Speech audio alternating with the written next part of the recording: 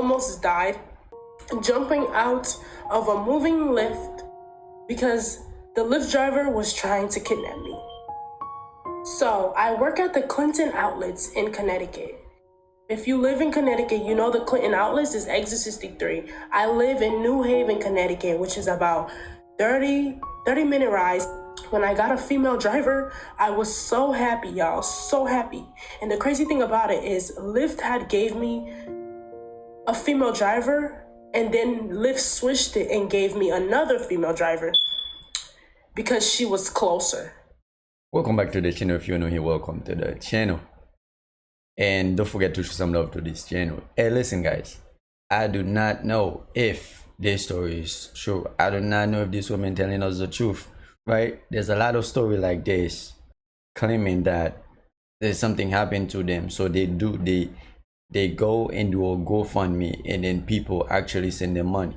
I don't know if this story is similar to the previous story that we have seen in this channel so far. So we're going to watch this video. We're going to watch this video carefully, right? And then I want you guys to comment down below what you think about this. Do you think this woman is telling the truth? Let's get back into it. Yesterday, Lyft gave me a notification saying, okay, your ride is outside. So, you know, I got my things ready, got my bag. I went outside. The license plate, the car, the driver, everything matched the picture on Lyft. Everything was correct. Okay, the driver, she had like this accent. I can tell she was foreign. Before we got off exit 63, she was on the phone with some man. And she was like explaining to them what I was wearing. I didn't think too much of it because first she was speaking another language. I don't know what she was speaking on the phone with this man. The language she was speaking, it sounded like she was from the Middle East, but she said something in English when she was on the phone with the man, which is weird because she was speaking another language, and then all of a sudden she started to say dark skin, red sweater. Okay, let's talk about this for a little bit, right? If the driver, I don't know, that's just my opinion, right? If the driver was really trying to do something with her, right? Do you guys think that the person was gonna change the language that she was speaking? Do you guys really think that she was gonna speak a language that she understands? But let's keep listening to the story. When she said red sweater, dark skin. When she said red sweater, dark skin, I had on a red sweater and I'm dark skin. So she was describing whoever she was on the phone with, she was describing me to that person, what I was wearing, how I looked, which was weird. I did not think too much of it because I was about to be to work. I was almost to my destination. So you know what? Even though I was nervous, I'm like, okay, I'm gonna just let God handle the rest. You know, I'm about to be to my destination. I'm gonna just let her take me to my destination. But we got off exit 63. According to what she said, right?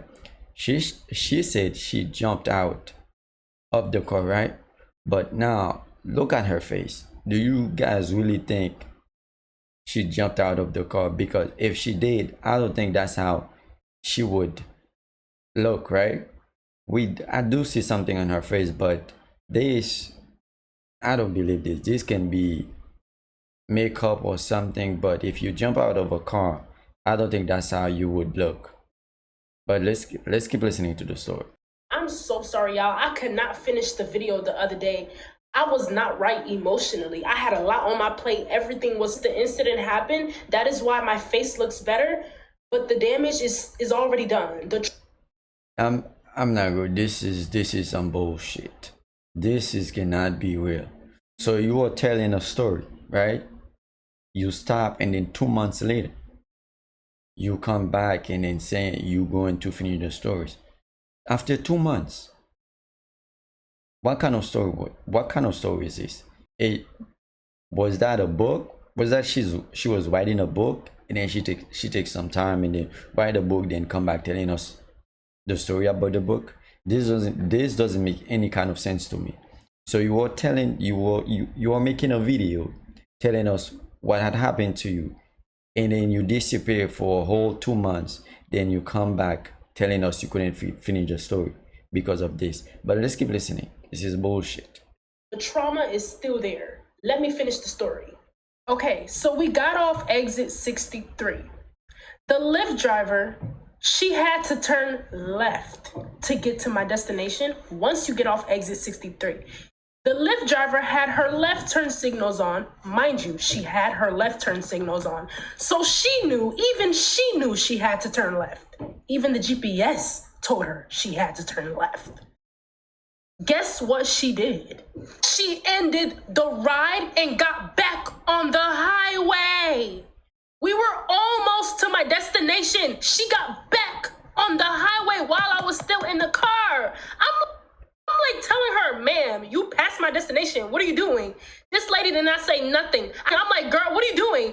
She told me to shut up. She didn't have to tell me nothing else. I jumped out that car so fast. I jumped out the car while it was moving. That shit hurt so bad. I thought I was going to die because she was going fast. Like, you know, when somebody's trying to kidnap you, they try to go fast. They try to like get away with it fast.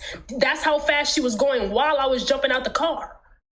You know, that day, I thought I was never going to see my mom again. I thought I was never going to see my dad again. I thought it was it. Like, it felt like a movie, y'all. It felt like I was in a movie. Like, I keep replaying the scenario in my head. You know what feels like a movie?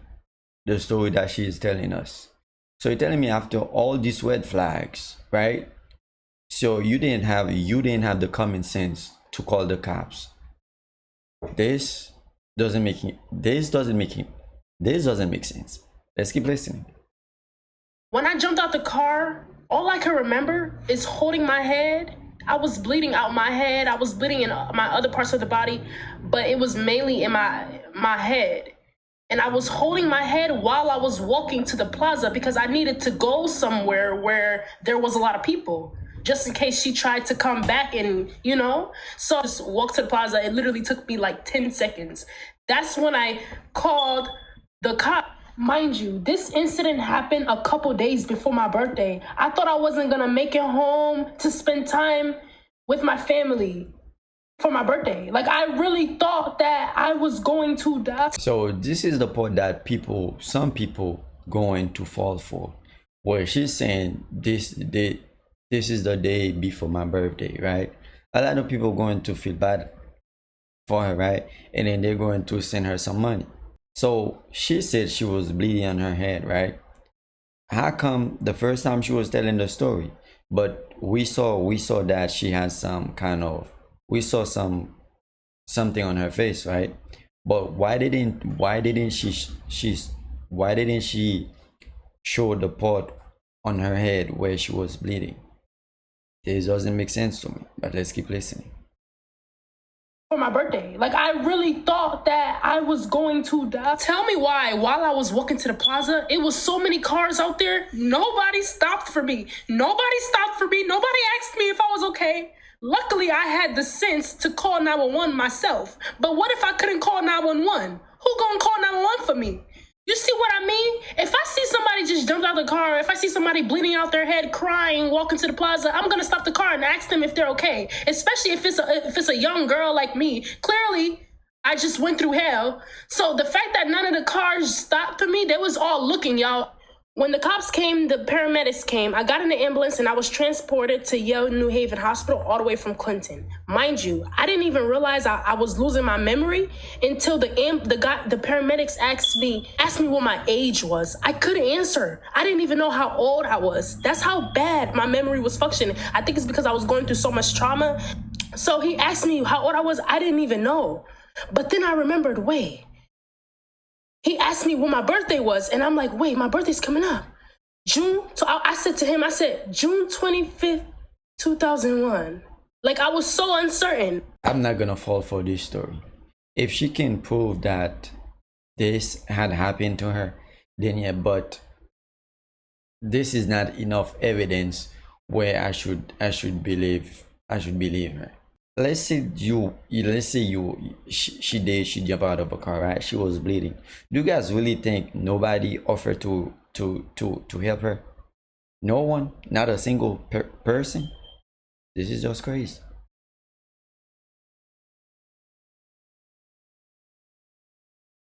Well, as you guys can see, if that did happen to her, right? Now she can sue Lyft for that, right? But If this story is not true, you guys know what's going to happen to this young lady. But let's keep watching. And I hope, like I said, I hope she is not lying. God name is not something that we have to play with. This is some kind of evidence where she went to the doctor, right? But we can really believe it. We can really say this is why she went to doctor. She might have gone to the doctor for some different reason, but I don't know. So I want you guys to comment down below. Do you really think this is for what she had told us? So you guys probably curious about what are the people saying about this story, if this story is real or is this story is fake. So in my opinion, I don't think this is enough evidence to prove that she is telling the truth. But we're going to see what other people have to say about this story. So usually I don't do this. I grew a lot. I'm not drama or nothing like that, but I just can't sit and watch. This came to my spirit. I can't sit and watch somebody scam people that I know is a scammer. This girl, when I was sick in a hospital in ICU, she scammed me for $1,350. I have proof, messages, everything. She's a scammer. She'll do anything, say anything to get $1. I mean, say anything. She will do anything. Like, she's sold me these same stories before and scammed me out of $1,350. So be very careful with this story that sound so believable. And even if it is me, God bless her. I don't wish bad on nobody. I would never wish death on nobody. But at the end of the day, she's a known scammer. I'm from New Haven. So she make a fool, like, TikTok and social media, but I know her personally, and she's known for scamming. Plenty of people could back this up. Plenty of people know her. And if y'all go down to my page from like 2 years or last year, you will see that I have blasted her before for scamming. Like, this is what she's known for in New Haven. She owe a lot of people money in New Haven. So be very careful when you guys are sending your hard-earned money to this girl. Story may sound sad, story may sound believable. Anybody could come to social media and start crying saying something happened to them for money and be saying that she may have made, I don't know. But like I said, it came to my spirit to just put this out there so people could know. This girl, Drea, is a scammer. She scams real, and she owes a lot of us money in New Haven. So you TikTokers, be safe and be easy when y'all sending this girl money, because she has a GoFundMe. This is scam. This whole thing screams scam. She did this to me before. This is a scam. I'm sorry, I just can't watch people get scammed out of money. People work hard for their money. So y'all be careful, because I had to learn the hard way. I don't know if what she's saying, she's telling the truth, but this girl, according to her, we shouldn't send her any money. And then you know what's crazy about this, right? So her TikTok is private now. This should tell you guys something, right? So there's another person that has something to say about this girl. Drea Nicole, unprivate that account, boo.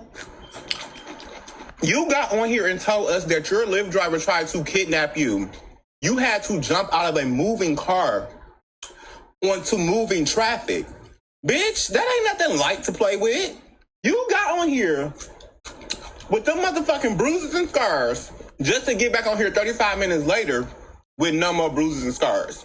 Yeah, you said the shit happened a couple days ago, and it took you a couple days to, get it together. But I just don't believe in a couple days, you ain't got no more scratches left on you. None of them scars turned into a scab. You just got a face, a clear skin all of a sudden. Not one mark. And then, whoever that lady is you is showing, I don't know if that was your real Lyft driver or whatever. That shit bold as hell if that was really your Lyft driver and that shit ain't happened. Why is you exposing that lady like that? Bitch, I wish somebody would try to kidnap me when I'm in the car with them. Bitch, I am so sorry to everybody that's involved in this accident, but I'm about to fight this bitch in the car and we about to start a big ass pile up. Cause ain't no way I'm going down like this. It's crazy. The shit y'all out here doing to go viral, and then it's like you only gonna go viral one time. Are you gonna ride the wave? Are you gonna continue to stay viral? Cause what the fuck is you getting out of going viral one time? Like, is that some shit you just crossing off your bucket list? You ain't even making no money. And then you turn around and you do this and you private your account. What was the point of doing this shit? Drea, you ain't no better than that lady who said she seen that baby. Girl, you could do jail time for that shit. Real jail time. You better apologize. This, I know right now, time is hard. It is hard for everybody. But this is not the right way. This is not the way to try to make some money.